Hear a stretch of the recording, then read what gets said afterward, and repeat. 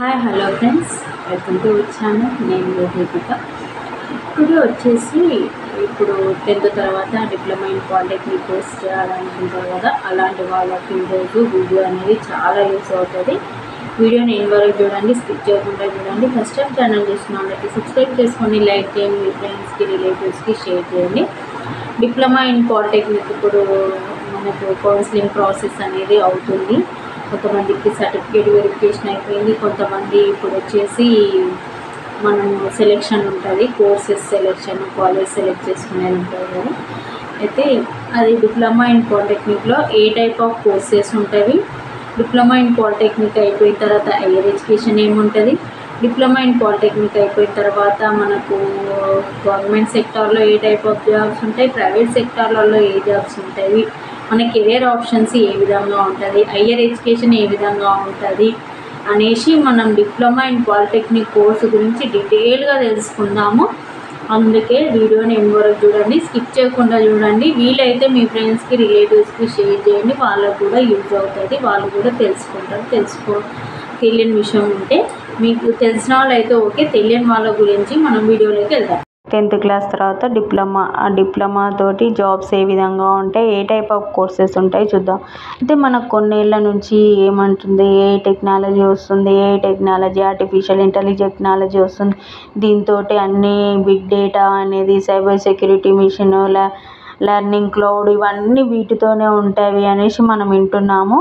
అయితే ఇవే కాకుండా మనకు డిప్లొమా పాలిటెక్నిక్లో కూడా మంచి మంచి కోర్సులు ఉంటాయి. మన బీటెక్ కూడా వేచి ఉండాల్సిన అవసరం లేకుండా డిప్లొమా పాలిటెక్నిక్లలోనే మంచి మంచి కోర్సులు ఉంటాయి, మనం సెలెక్ట్ చేసుకునే దాంట్లో ఉంటుంది.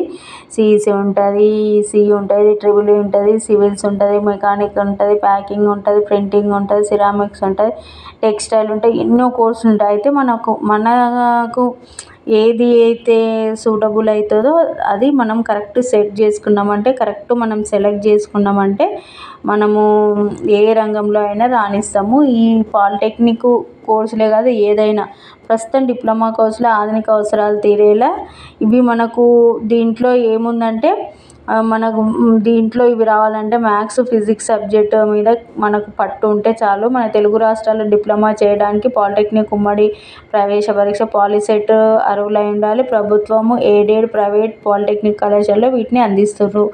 అయితే మనం ఈ పాలిటెక్నిక్ అంటే మ్యాథ్స్, ఫిజిక్స్ సబ్జెక్టులలో మనము పర్ఫెక్ట్ ఉన్నామంటే మనం డిప్లొమా పాలిటెక్నిక్లో చేరొచ్చు. డిప్లొమా పాలిటెక్నిక్లో మనము ఫ్యూచర్ బాగుంటుంది అనేది చెప్పడం జరుగుతుంది. డిప్లొమా పాలిటెక్నిక్ రాయాలంటే మనం పాలిసెట్ చేసి ఉండాలి, అంటే పాలిసెట్ ఎగ్జామ్ రాసి ఉండాలి. పాలిసెట్ ఎగ్జామ్ రాస్తే మనం ఎలిజిబుల్. కోర్సులు ఏమేమి ఉంటాయంటే civils, architecture, assistant mechanical, automobile, electronic and electronic and communication, electronics and instrumentation, computer science, information technology, mining, commercial science, computer practice, garment technology, craft technology, home science, metallurgy, chemicals, ceramic engineering and technology, textile, refrigeration and air conditioning, petroleum technology, petrochemical technology, packaging technology, printing technology, aided systems,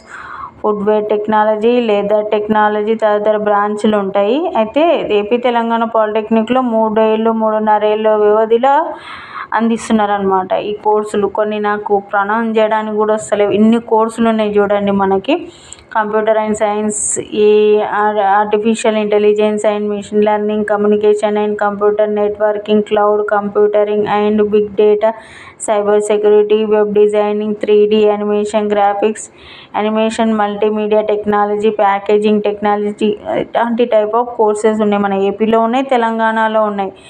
ఇన్ని కోర్సులు ఉన్నాయి కదా, POLYCET స్కోర్తోనే వీటిలో చేరవచ్చు. అయితే వీటి కోర్సులు BSc, BCA, బీటెక్లో భాగంగా చదువుకోవచ్చు. తర్వాత ఎంఎస్సీ, ఎంసీఏ, ఎంటెక్ పూర్తి చేసుకోవచ్చు. మనకు పాలిటెక్నిక్లోనే ఇన్ని మంచి కోర్సులు ఉన్నాయి. దీని తర్వాత మనం బీఎస్సీ, బీసీఏ, బీటెక్లో చేరొచ్చు. తర్వాత మళ్ళీ ఎంఎస్సీ, ఎంటెక్, ఈ కోర్సులు మనము చేసుకోవచ్చు. అంటే మన హయ్యర్ ఎడ్యుకేషన్ పాలిటెక్నిక్ తర్వాత బీటెక్ చేసుకోవచ్చు, ఎంటెక్ చేసుకోవచ్చు, బీఎస్సీ చేసుకోవచ్చు. అని మన హయ్యర్ ఎడ్యుకేషన్ ఏ విధంగా ఉంటుంది అనేసి కూడా మనకి ఇంత క్లియర్గా చెప్పడం జరిగింది. మనకు ఉద్యోగ అవకాశాలు ఏ విధంగా ఉంటాయి. కేంద్రంలో అయితే రైల్వే జూనియర్ ఇంజనీరింగ్ జేఈ పోస్టులో డిప్లొమాతోనే పోటీ పడవచ్చు. అలాగే వివిధ కేంద్రీయ సంస్థల జేఈ పోస్టుల భర్తీకి కూడా స్టాఫ్ సెలక్షన్ కమిషను ఎస్ఎన్ఈసి దాదాపు ఏటా ప్రకటన విడుదల చేస్తాయి. పరీక్షలో నియామకాలు ఇలా అవకాశాలు వస్తాయి. లెవెల్ 6 మూల వేతనము 35,000 ఉంటుంది మొదటి, తర్వాత 60,000 వరకు వస్తాయి. రైల్వేలో లోకల్ పైలట్ పోస్టులకు సంబంధించిన బ్రాంచ్లో కూడా డిప్లొమా పాలిటెక్నిక్తోనే పోటీ పడవచ్చు. లెవెల్ 2లో దీంట్లో 19,900 నుంచి 30,000 వరకు పొందవచ్చు. అంటే మనం సెంట్రల్ లెవెల్లో కూడా డిప్లొమాతోని జాబ్ చేసుకోవచ్చు అనేసి మనకు రైల్వే జూనియర్ జేఈగా చేసుకోవచ్చు. నెక్స్ట్ థింగ్ వచ్చేసి మన లోకల్ పైలట్గా చేసుకోవచ్చు. రాష్ట్ర స్థాయిలో విద్యుత్ పంపిణీ, రహదారులలో, భవనాలు, పంచాయతీరాజ్, నీటిపారుదల శాఖల్లో డిప్లొమా జూనియర్ సబ్ ఇంజనీర్గా అవకాశాలు ఉంటాయంట. ఇది రాష్ట్ర స్థాయిలో, అదేమో సెంట్రల్ లెవెల్, స్టేట్ లెవెల్లో.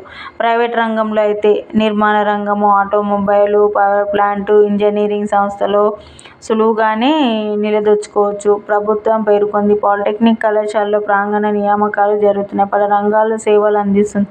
కార్పొరేట్ సంస్థలు ఆకర్షణీయ వేతనంతో వీటి ఉద్యోగాలు ఇస్తున్నాయి అన్నమాట.